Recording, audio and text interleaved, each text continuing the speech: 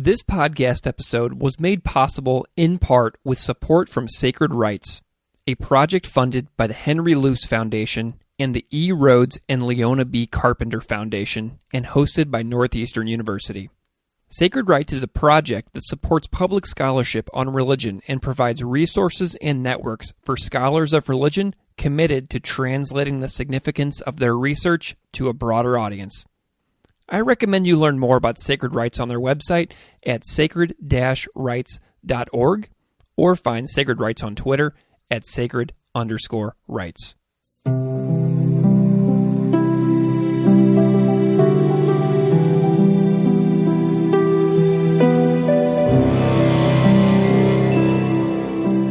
Welcome to Classical Ideas. This is Greg Soden, and this is a podcast where, since 2017, I discuss all things religion with a variety of fantastic scholars, experts, authors, and educators. On this episode, I speak with Dr. Heather White about the Church of the Holy Apostle in the Chelsea neighborhood of New York City, and discuss the role the space served in the gay rights movement. We discuss an article in depth called Coming Out in the Parish Hall, New York's Gay Movement and the Church of the Holy Apostle. We also discuss a bit about White's 2015 book, Reforming Sodom, Protestants and the Rise of Gay Rights, from University of North Carolina Press. And we also discuss working with the public scholarship cohort through Sacred Rights. You can follow Dr. Heather White on Twitter at Heather_R_White. Thank you so much for listening.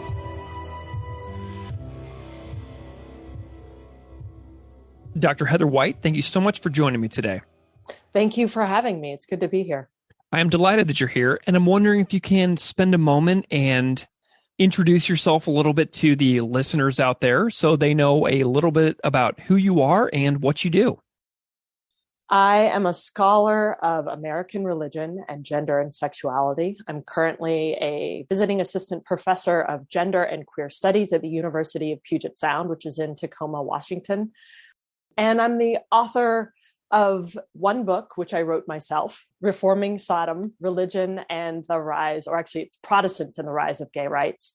And then I've co-edited a book with two other collaborators that is on religion and sexuality in the 20th century United States. I'd love to know a little bit about your backstory, about why you have come to be interested in topics that you are interested in. Can you tell me a little bit about your academic path and kind of like what led you down this career in these areas of academic interest? Mm-hmm.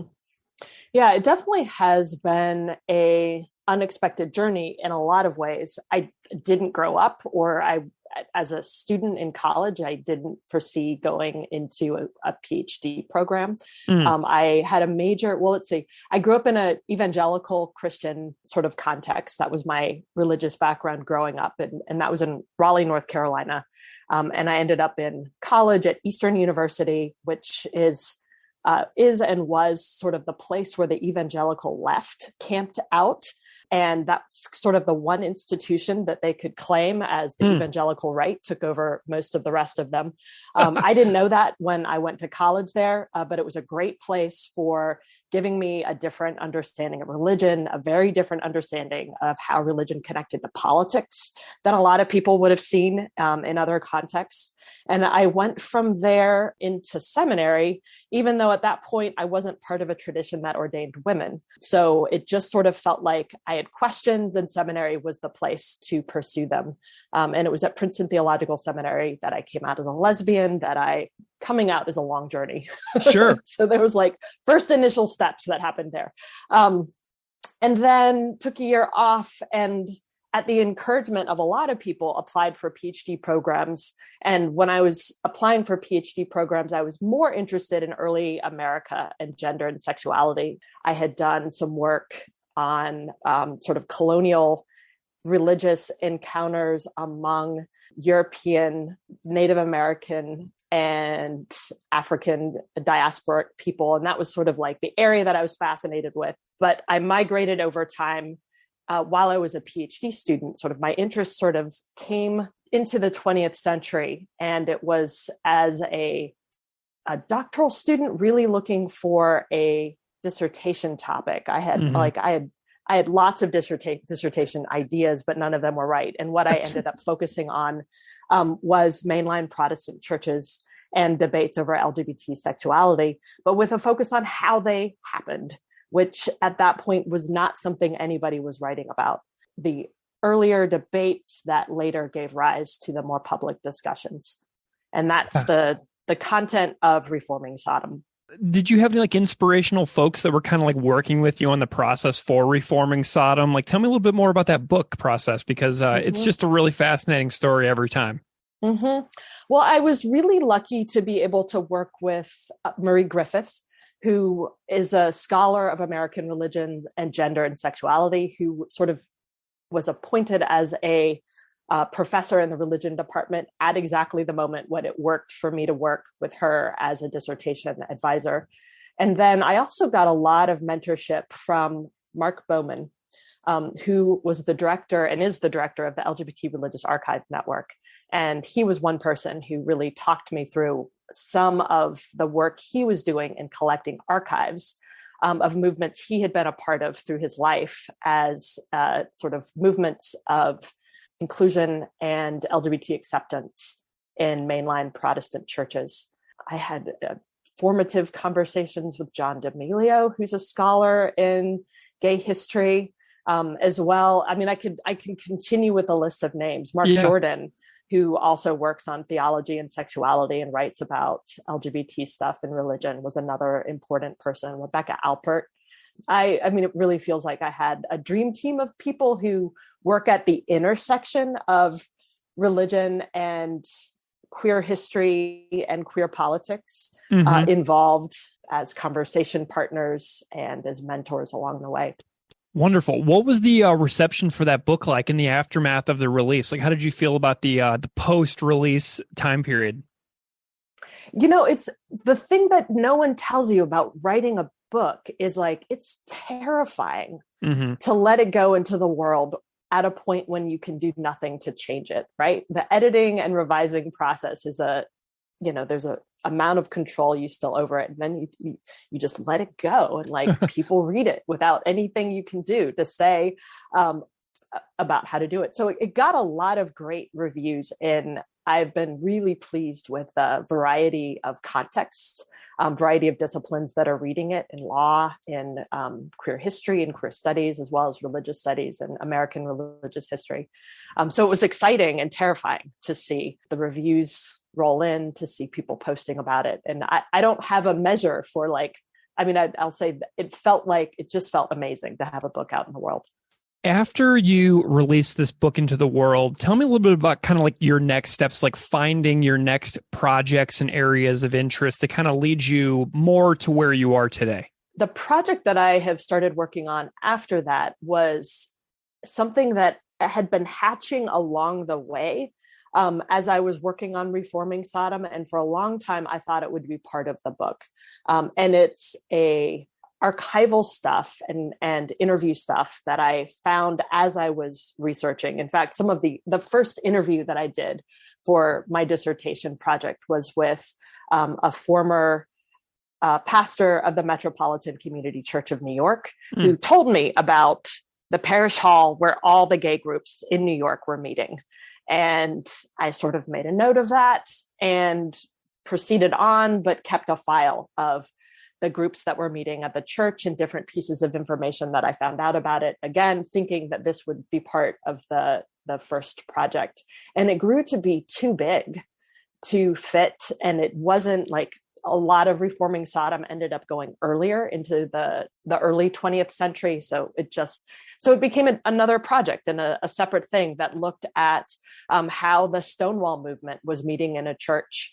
The Stonewall movement, which has become iconic as the beginning or the important turning point in LGBT organizing in the United States, that the untold story about this movement was that they were meeting, having their first community center in an Episcopal church in the Chelsea area of New York. Yeah, you're writing about this really overlooked area of history. So I'm reading this piece that you sent me, coming out in the parish hall, New York's gay movement and the Church of the Holy Apostle. Do you feel that way? Do you feel like you have like kind of tapped into something which is right there and just like super important, just like Stonewall, but like almost completely untold?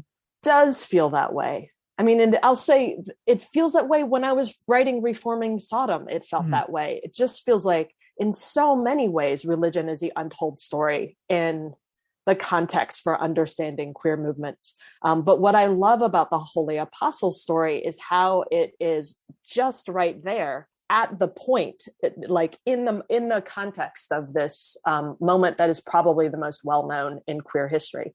So everybody knows about the Stonewall riots who know something about queer history. Nobody knows about this church that was providing meeting space at this really crucial time. Amazing. Okay, so I was just in Chelsea less than a month ago. And if I would have connected with you before then, I would have been like, oh, I'm going to go see this place. Tell me a little bit about where Holy Apostle Church is, and tell me about the area of New York City. Okay, yeah, 28th and 9th Avenue is on the northern edge of Chelsea. It's about 3 blocks south of Penn Station. So it's in some ways not the Chelsea that people think of when they, the Chelsea is the brownstones, it's Chelsea Market, and all of that is a little bit further south and closer to Greenwich Village. Holy Apostles is at the northern edge where Chelsea became and becomes more industrial. There's a lot of giant apartment complexes right around the church. There's actually a huge apartment complex that is immediately surrounding the church, the Penn South Cooperative. And that area of New York today is adjacent to the High Line, so it's all cute and expensive.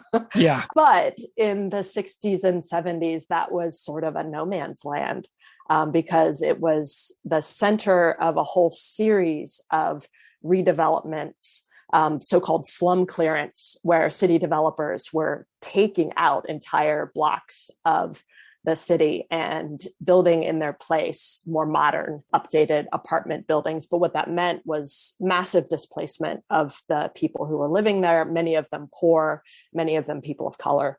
And Holy Apostles was at the epicenter of a series of those community development projects. So now what I want to know a little bit about the history of the building itself, the denomination, any important details that you feel is important for listeners out there to understand about like what this building does and has served throughout the years. Yeah. Holy Apostles, well, I should say Holy Apostles today. It helps to provide a little bit of context. It's important to know that Holy Apostles today is one of New York's largest soup kitchens, if not the largest soup kitchen. I'm not sure exactly but the sanctuary is a soup kitchen for 5 days of the week. And the church has made after a fire in the 1990s, decided not to renovate with pews and sort of restore the original sanctuary. And instead, they made it into a more functional, multi-purpose space. And so you go in there on a weekday around noon, and there are tables and people are eating, and that's where the soup kitchen is held. Wow. So it's an amazing congregation in the way that it has come to reimagine its relationship to its own space. And that's important because the Episcopal Church in the United States and in New York in particular, I mean, I don't think there's a lot of folks who don't know what Episcopalians are. Protestants, sure. Episcopalians are interesting because their heritage is sort of from the Church of England, which split from the Catholic Church in England. This is the famous Henry VIII and the many wives. That's the history of trying to give notes of what people might know. That's a history of how the Episcopal Church was created by a splinter off of the English Catholic Church. And in many ways, the Episcopal traditions continue to feel and look very Catholic. So there are folks who go into them and wouldn't necessarily know that it is not a Roman Catholic church. Many of those churches look very Roman Catholic. And the liturgy in some of those congregations also feels very Catholic. There's more to say about that Catholicity of Episcopal traditions, but the liturgy, the service feels very Catholic. Often the inside and the look of the church buildings look and feel very Catholic in many cases because they were built after particular Catholic churches.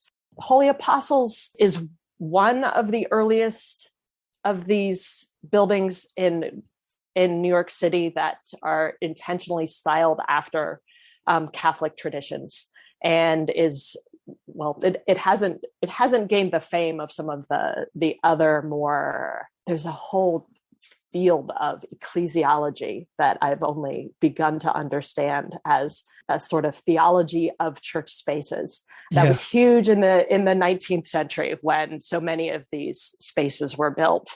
And it is a sacrament, if your building is done correctly, to be and to worship in that space. Holy Apostles is not quite sacramental according to the standards of the most strict ecclesiologists, but let's say for someone like me who grew up evangelical, it all looks very similar to me. So in exacting detail, this building was created to reflect a kind of theology of space, and a theology of space that very deliberately pointed people to God, that had the role of the priest and the sacrament sort of understood and laid out in the very structure of the building. So that's to say, the decision many years later to not renovate, to take out the pews, sacrilege in so many ways from that origin point of what it was to build a Anglo-Catholic style architecture for this Episcopal church in the early 19th century. When I go to New York City next, like I live in New York, so next time I'm down in the city from Buffalo, I'm going to go and see this space and I'm going to know all these amazing things. And I think that anybody listening out there, New York is a place that any listener is somewhat likely to go to. And so anybody listening to this podcast that would be interested in this content, this is a really cool thing to know about, because you're likely to be on, that Highline Park walkway and go near this area. So everybody should go see it. So I want to talk about a really particular time. You write in the article very nicely about what was going on with the church in the 1960s. That is super important to how we lead into the church's role within like the gay rights movement and the Stonewall period. What's going on with the church in the 60s that's important to know for the context? The church is again in this, what by the 50s and 60s was sort of a no man's land, a declining industrial area of the city. Folks may be familiar with white flight as European ethnic groups moving from an area of the city out to the suburbs, which was a development that was happening a lot in the 1960s and on a whole number of places. That area of the city had a previous wave of out-migration of European Protestants. So that would have been in the early 20th century. That made it very difficult for a church like Holy Apostles to continue to attract members, because most of the demographic around it was the wrong kind of European religious group in terms of seeking membership for Protestant congregations. Lots of Roman Catholics, Orthodox Christians, Jewish religious folks or Jewish ethnic folks had in-migrated to that area. And then many of those European white ethnic groups out-migrated again in the mid to late 60s, and a lot of who was coming into that area were Black and especially Puerto Rican residents. So Holy Apostles at that moment became a very robust, multi-racial, multi-ethnic congregation. It had a very strong Black and Afro-Caribbean leadership. And it was also really struggling financially. And it was affected as much as many of those residents by the development projects. Holy Apostles almost lost the building because of the Penn South Cooperative, and fortunately was saved through pushback in the community, which stood behind Holy Apostles and a couple of other churches. So it was struggling. The building was falling down. Members of the church were struggling to keep the finances, to financially stay afloat. And a new rector came in the very late 60s who was a bit of an innovator. And one of the things he did was to deliberately work on investing in the infrastructure of the church, which meant taking out some giant loans to renovate and update the property, and then try to use those spaces for outreach for community groups. So there's a whole range of community groups that were meeting in Holy Apostles space, including peace activists, civil rights activists. When the church was approached by some gay groups, also those groups that were working around homosexuality. People out there listening might be thinking that a church might not seem like the most likely source of support for gay rights groups to meet within their walls. Tell me about any possible tensions that you found out that in your research that may relate to some tensions that may exist between the church and the gay rights groups that were meeting there. Yeah, well, let me first say that some of our surprise today that churches would have been a source of support is because we're remembering that history through everything we know about the Christian right, the debates over homosexuality and yes. and gender identity since then, which put religion on the side of the conservative voices. Got it.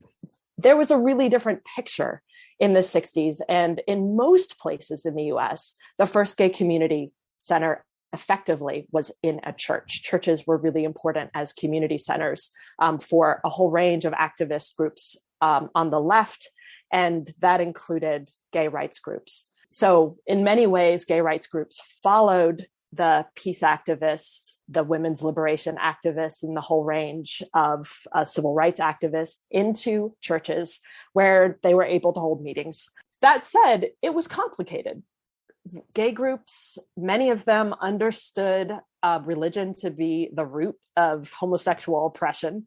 And the Gay Activist Alliance and the Gay Liberation Front, two groups that started after the Stonewall riots, had founding manifestos that named religion as effectively an enemy of their movements.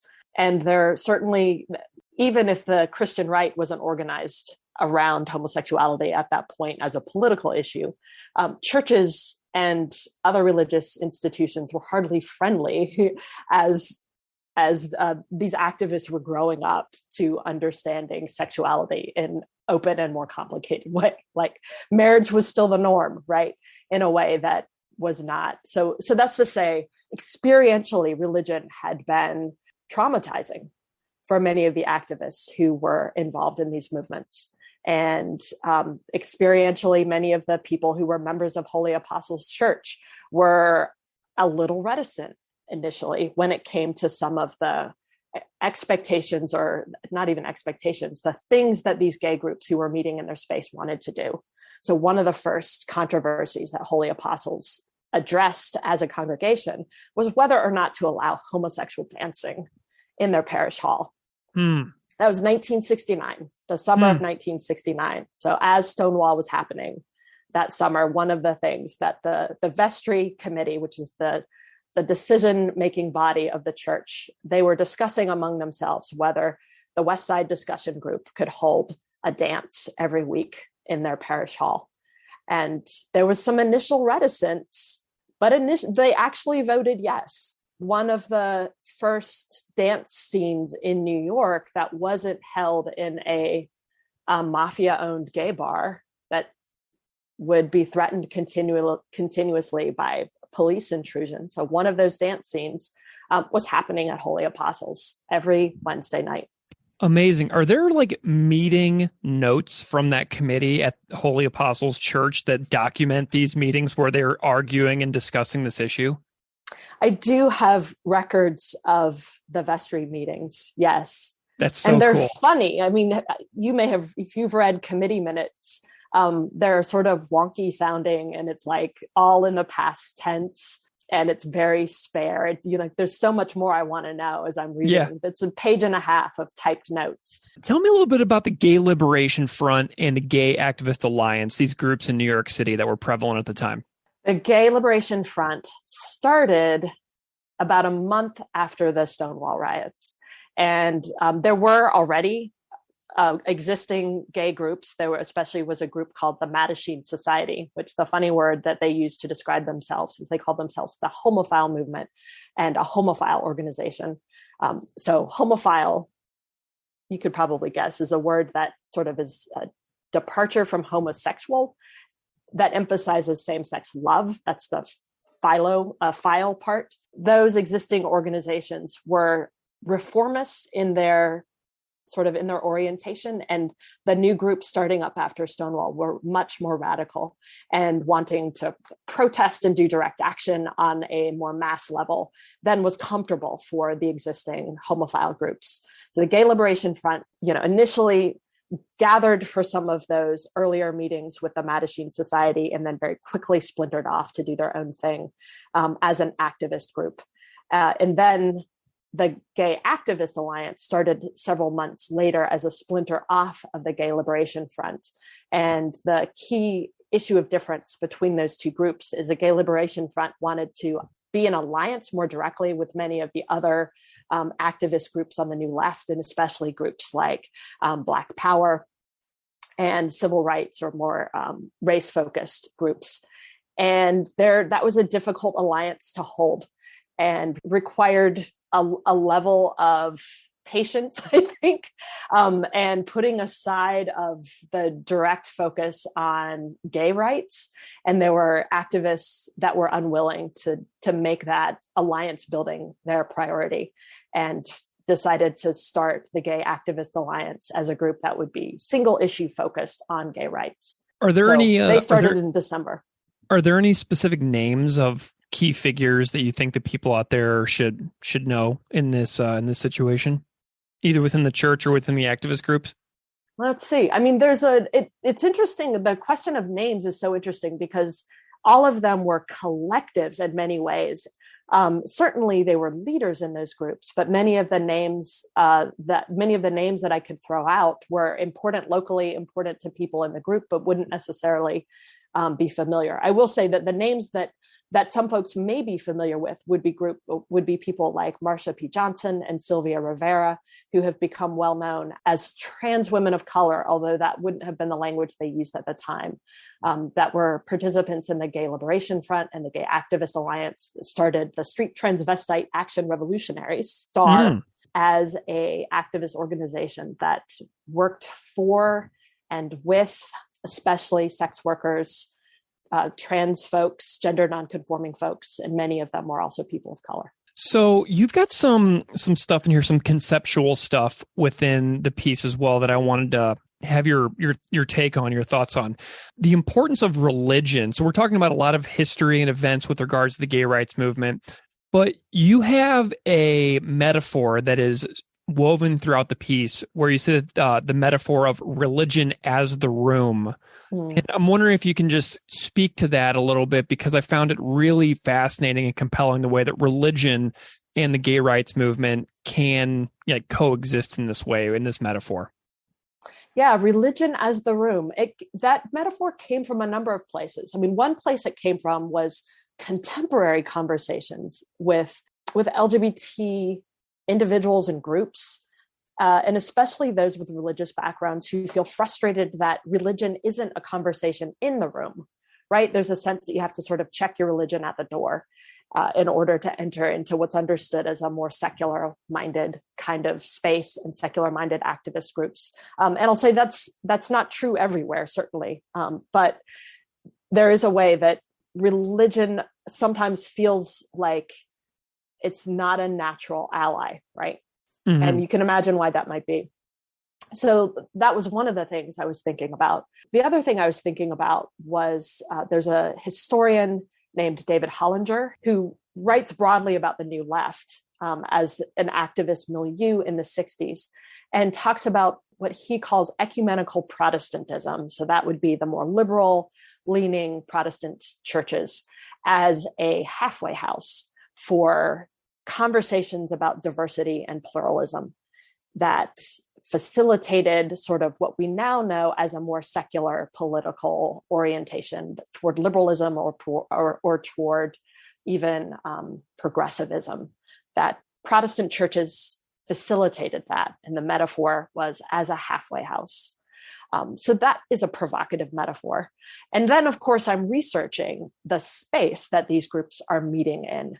And for me, thinking about what it meant for religion to not only be in the room as a conversation piece to have among people who are themselves individually religious, but more sort of structurally as the room, as a kind of dominant culturally dominant architecture. And I'm thinking of architecture both in the very literal sense, like they're in the room that is a church, but also structures and architectures speak to the way that mainline Protestantism, Anglo-Protestantism, white Protestantism, all these different ways of referencing sort of a dominant religious framework that any political group has to contend with in making sense of their movement, right? But in also making arguments politically and socially within a context where that set of ideas and set of influences shapes the conversation before you even enter the room, right? Yeah. So that got at all of those different ways of thinking about how religion is important to this moment. Something else that you dive into in the piece is the significance of the term coming out and how it relates to this particular story, and the formation and history of this phrase was fascinating to me. And I'm wondering if you can just speak to that a little bit as well, because I found that really interesting too. And that's a perfect question to think about after talking about the architecture of spaces and rooms, right? Because coming out of the closet is an architectural metaphor. A closet is a space in a house or a room, right? And to come out of that closet in the colloquial use of the phrase in the Gay Liberation Front was to sort of exit a private, individual, cloistered space and to enter the social world of the gay movement. And there's much more that could be said about the closet as a religious metaphor too. So it's a sexual metaphor in the sense of declaring in public something that had thus far been private. But closets are also prayer spaces historically, especially in Protestant Christianity. And the sense of the closet as a private space is also similar to the way that the metaphor of the heart functions as a private space or as a space of contemplation and solitude.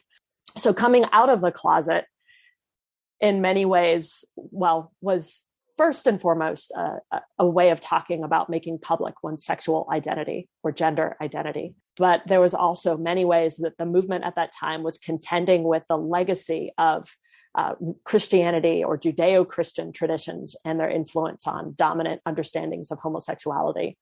Many of the participants in the movement also understood coming out of the closet as an exit from religion as well.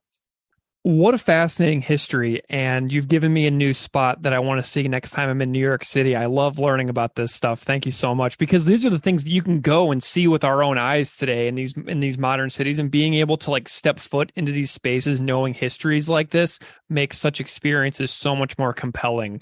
And I want to talk a little bit about what you're doing now. You and I came together because you're a part of the Sacred Rites program. I am so delighted that you're a part of this program.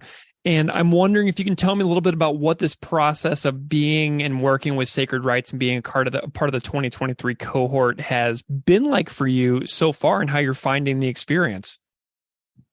It feels like an opportunity that came at exactly the right moment and with exactly the right pacing. So I'm also teaching 3 college classes, through the course of the past several months. And I've also been participating as a cohort in the Sacred Rites group at the same time. We've met every 2 weeks or so with a writing assignment or a thinking assignment that has been part of it. So it's helped me to really wrap my head around what it means to do the work that I'm doing with a more robust public engagement. Public scholarship is sort of a funny word.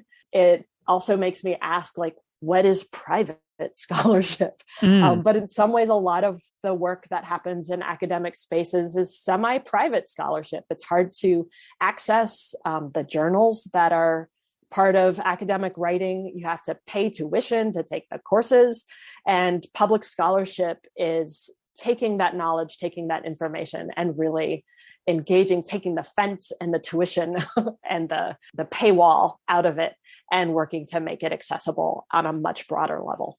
I know a little bit about your trainings and what's going on in there. And so I'm wondering if you could talk a little bit about what Dr. Bucar calls the risks, rewards, and responsibilities, especially within your particular content area. How do you see those 3 R's, that risks, the rewards, and the responsibilities for doing public scholarship in your particular content area? Yeah, the risks are it's hard to know exactly. I mean, risks are interesting, right? Because the sense of risk can sometimes feel more fraught than what is actually at stake. But on a topic that has a lot of intense public debate, like LGBT identity and religion, it does feel like getting out there in public with a different understanding of religion in particular could open up myself to attacks, to all the nasty things that happen on social media that seem really frightening, hate mail, all of it, right? So the risk there feels potentially getting that kind of that pushback. And that's a part of it that feels frightening. The rewards, though, are getting out a story that people really don't know about, and people don't. And it's like, I feel like the religion story it's one that queer folks have, and many of us have our own histories of religious trauma. And hearing that none of that is hardwired, right? That religion is not somehow intrinsically or monolithically anti-queer, and has in fact been involved at this early moment of beginning in the queer struggle and the organized struggle in the United States, also frames it in a really different way that makes a decision to explore religious or spiritual traditions less frightening feeling, less toxic feeling, and more of an opportunity that one can take up or not, right? Because there isn't a go away sign that's automatically posted at the door. There's in fact, the story of one of the churches is there's in fact a sign, there's a photograph of a come in and come out, welcome, posted at the door of one of the Gay Liberation Front meetings at one of the churches that was hosting it. So imagining that kind of sign at the door of religion, I think just changes the conversation a bit. And I want that story to get out there. Do you have any specific goals that you're shooting for as far as like being a more public facing scholar? The biggest goal for me is to deal with my own anxiety about social media, because social media is scary. Even posting on Facebook sometimes, if I'm posting something that feels somewhat uncomfortable. Twitter is still terrifying. And fortunately, I don't know, like Twitter's a whole nother conversation. So there's, I mean, sort of reflecting on my own worries and anxieties about it is my biggest goal. And then what comes out of that will be feeling more free to engage with a genuine sense of the risks, and also a genuine sense of who has my back. What are you enjoying about working with the other members of the cohort so far?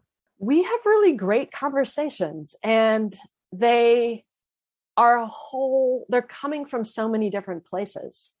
I was just having a conversation yesterday with a participant whose work is on includes, her work is more than this, Muslim women and social media and influencer culture, and especially around the issue of modest dress.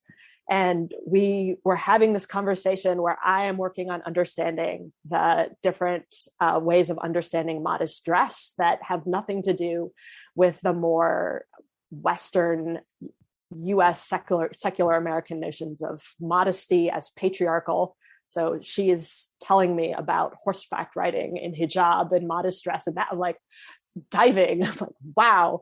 And she at the same time is working to understand what the Stonewall riots are, and is asking me questions about where the controversies are in my topic.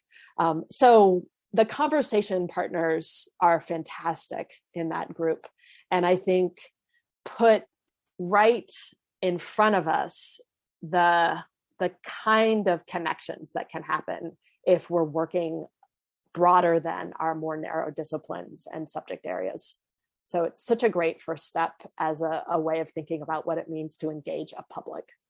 I'm wondering, Dr. Heather White, if you can tell people where they can find you, if they want to like reach out or follow what you're doing, or anything that you'd like to promote or suggest people find if they want to know more. Thank you. Well, I have a faculty page at the University of Puget Sound, and you can contact me at my email there. I am only sort of on Twitter, so I'm not going to launch into my handle there. I'm working on the social media presence, so I think I'd say stay tuned. I often do post on the faculty page recent links to publications, so there's further reading to find there. And for sure, Reforming Sodom is the book to get to understand more of the work that I'm doing. Reforming Sodom, Protestants and the Rise of Gay Rights, out from the University of North Carolina Press. Dr. Heather White, thank you so much for joining me for this conversation. I have learned so much, and it has been such a pleasure to spend some time with you this afternoon. Thank you. I've enjoyed it.